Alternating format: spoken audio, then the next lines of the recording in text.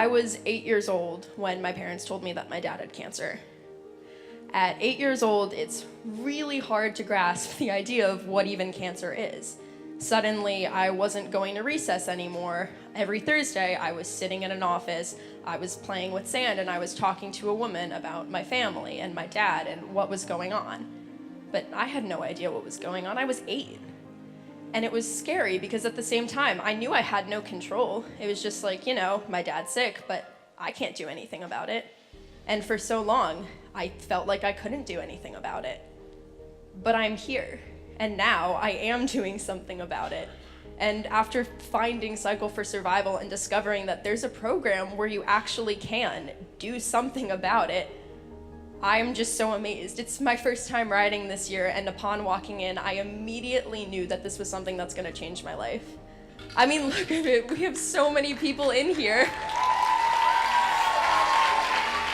When Jen became ill, the first person she turned to was Dr. Hamlin, who made sure that she got the best treatment she possibly could get at Memorial Sloan Kettering Cancer Center. But more than that, when Jen was in the hospital, and she was there a great deal of the time, anytime after his hours, or during his lunchtime, or whenever he had a free moment, he would come over and be with her. And since we were there a lot of that time as well, he was with us. And I can't tell you how much that meant to us and to Jennifer to have him there. And we asked him about it, he said, well, that's what a friend is for. That's what you do when you're a friend. To give you a sense of what we have done over this last decade, Memorial Sloan Kettering, with the help of Cycle for Survival, has had the ability to explore the genome of the cancer biology.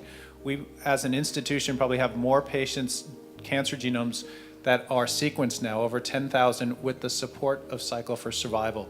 And that will allow us to understand the biology of cancer and to develop new therapies, and that's happening today. In addition to the fact that we all leave here with an incredible renewed sense of hope, I think that's something that I need to tell you, the physicians, the nurses, the memorial staff who participate in this every year walk away from Cycle for Survival with renewed energy. You help us to renew our mission every year to say this is what we have to do. We have to actually beat this. Cancer is a we. It takes a team to research, a team to treat, a team to fight, a team to raise funds and awareness to make it all possible. The words, "it's working," are the words every patient and every family pray to hear. But for them to hear those words, it starts here. It starts with the we. We ride, we raise funds, and we fight together. As a family member and the key caregiver, I felt mostly powerless and futility. That there was nothing I could do to ease her pain. There was nothing I could do to cure the cancer.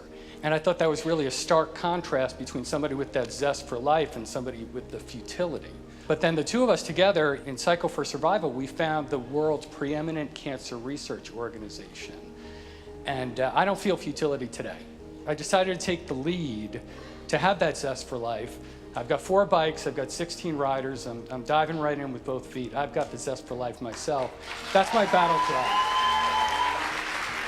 GIST used to be 100% fatal, usually after about 15 months, because it does not respond to traditional chemotherapy.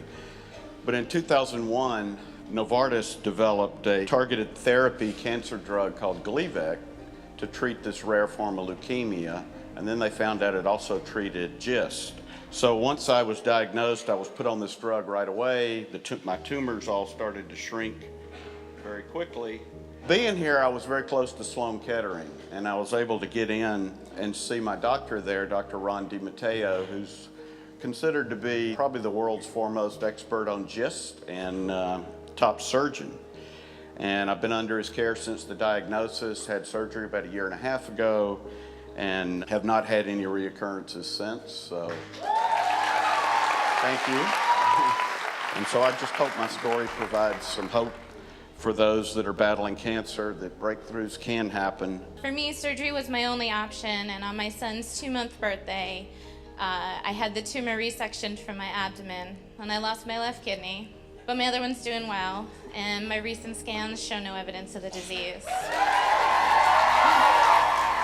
This cancer has a high rate of recurrence, and for so long, that word haunted me, recurrence.